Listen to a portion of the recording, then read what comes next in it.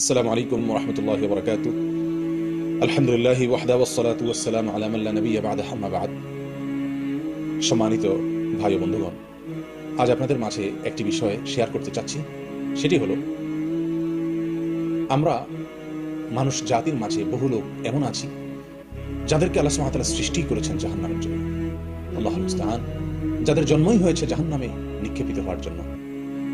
জাহান্নামমুখী সেই মানুষগুলো কারা? আমি কি জান্নাতমুখী নাকি জাহান্নামমুখী? আমার পথ চলা কি জান্নাতের দিকে আমাদেরকে নিয়ে যাচ্ছে নাকি আমাকে জাহান্নামের দিকে নিয়ে যাচ্ছে? আমি কি জান্নাতি না জাহান্নামী? এই বিষয়টি জানার ইচ্ছা নিঃসন্দেহে প্রত্যেক ঈমানদারের অন্তরে আমরা লালন করার কথা। কোরআনে কারীমে সূরা আনআমের 179 নম্বর আয়াতে আল্লাহ সুবহানাহু ওয়া তাআলা আমাদেরকে সেই মেসেজটুকু দিয়েছেন, সেই বার্তা দিয়েছেন। আল্লাহ সুবহানাহু ওয়া তাআলা ইরশাদ করেছেন, وَلَقَدْ ذَرَأْنَا لِجَهَنَّمَ كَثِيرًا مِنَ الْجِنِّ وَالْإِنسِ لَهُمْ قُلُوبٌ لَا يَفْقَهُونَ بِهَا وَلَهُمْ أَعْيُنٌ لَا يُبْصِرُونَ بِهَا وَلَهُمْ آذَانٌ لَا يَسْمَعُونَ بِهَا أُولَئِكَ كَالْأَنْعَامِ بَلْ هُمْ أَضَلُّ وَأُولَئِكَ هُمُ الْغَافِلُونَ। আল্লাহ তাআলা বলেন, নিশ্চয়ই আমি জাহান্নামের জন্য সৃষ্টি করেছি জিন এবং মানুষের কিছু লোককে, জিন এবং মানুষের কিছু সদস্যকে আমি জাহান্নামের জন্য সৃষ্টি করেছি। তাদের সৃষ্টি হয়েছে জাহান্নামের জন্য। কি তাদের মার্কা, কি তাদের আলামত, কি তাদের চিহ্ন, কি তাদের আমল? প্রিয় বন্ধুগণ, আল্লাহ সুবহানাহু ওয়া তাআলা বলছেন যে তাদের আলামত হলো, তাদের চেনার উপায় হলো, লাহুম কুলুবুন লা ইয়াফকাহুনা বিহা। তাদেরকে আল্লাহ সুবহানাহু ওয়া তাআলা অন্তর দিয়েছেন। তারা সে অন্তর দিয়ে অনুধাবন করে না। তারা সে অন্তর দিয়ে আল্লাহ সুবহানাহু ওয়া তাআলার ভয় তারা সে অন্তরে লালন করে না। সে অন্তর দিয়ে শিক্ষা গ্রহণ করে না। সে অন্তর দিয়ে তারা বোঝার চেষ্টা করে না। আল্লাহ সুবহানাহু ওয়া তাআলার অস্তিত্বকে খুঁজে পায় না। আল্লাহ সুবহানাহু ওয়া তাআলার অস্তিত্বকে স্বীকার করে না, বোঝার চেষ্টা করে না। আল্লাহ সুবহানাহু ওয়া তাআলার সমস্ত নির্দেশ নিষেধ, এসবগুলোর কার্যকারিতা, এসবগুলোর উপকারিতা, এসবগুলোর যথার্থতা সে অনুধাবন করে না। অন্তর আছে কিন্তু উপলব্ধি নাই। ওয়ালাহুম আ'য়ুনুন লা ইউবসিরুনা বিহা। তাদের চোখ আছে, সে চোখ দিয়ে দেখছে সচরাচর, কিন্তু সেই দেখা ওই দেখা নয় যে দেখার জন্য তার চোখের সৃষ্টি হয়েছে। তাদের চোখ আল্লাহর কালাম দেখে না। তাদের চোখ আল্লাহর কুদরত দেখে না। তাদের চোখ শিক্ষণীয় কোনো কিছু দেখে না, যেখান থেকে শিক্ষা পেয়ে তার জীবনের মূল পরিবর্তন হবে, তার গতি জান্নাতমুখী হবে, সে আল্লাহর সন্ধান পাবে, সে আল্লাহর অস্তিত্বের প্রতি বিশ্বাস তার জন্মাবে। সেই দৃষ্টি তার নাই। চোখ আছে কিন্তু সেই চোখ দিয়ে তারা দেখে না। ওয়ালাহুম আযানুন লা ইয়াসমাউনা বিহা। তাদের কান আছে কিন্তু সেই কান দিয়ে তারা শুনে না। আল্লাহর কথাকে, আল্লাহর নির্দেশকে, তার নবী সাল্লাল্লাহু আলাইহি সাল্লামের সুন্নাহকে, তার নবী সাল্লাল্লাহু আলাইহি সাল্লামের বাণীকে, তার নির্দেশনাবলী সমূহকে সে শুনে না, শুনতে পায় না, শোনার চেষ্টা করে না, শ্রবণ করে না। প্রিয় বন্ধুগণ, অন্তর আছে কিন্তু উপলব্ধি শক্তিটুকু নাই। কান আছে কিন্তু শুনে না, চোখ আছে কিন্তু দেখে না।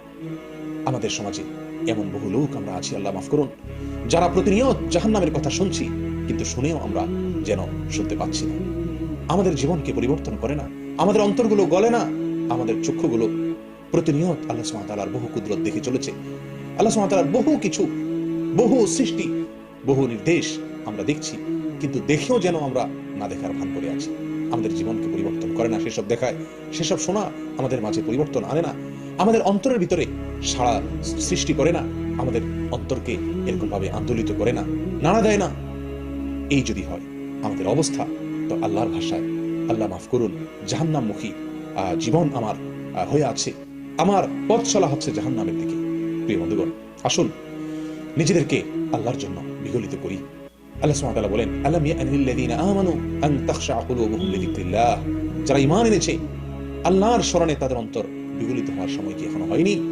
প্রিয় বন্ধুগণ, মৃত্যুর আগে আমার অন্তরটি এত কোমল হতে হবে যে আল্লাহর ভয়ে আমার অন্তর গলে যাবে, যে আল্লাহর কথা শুনবো তো আমার পরিবর্তন হয়ে যাবে, আমার ভিতর পরিবর্তন এসে যাবে, আল্লাহর নির্দেশকে দেখবো, আল্লাহর কুদরতকে দেখতে পাবো, সঙ্গে সঙ্গে আমার ভেতরে পরিবর্তনের হাওয়া লেগে যাবে। এই যদি অবস্থা না হয় তাহলে আমার অবস্থা অত্যন্ত করুণ। আমার জন্য দুঃসংবাদ যে আমার জীবন যাত্রা চলছে জাহান্নামের অভিমুখে।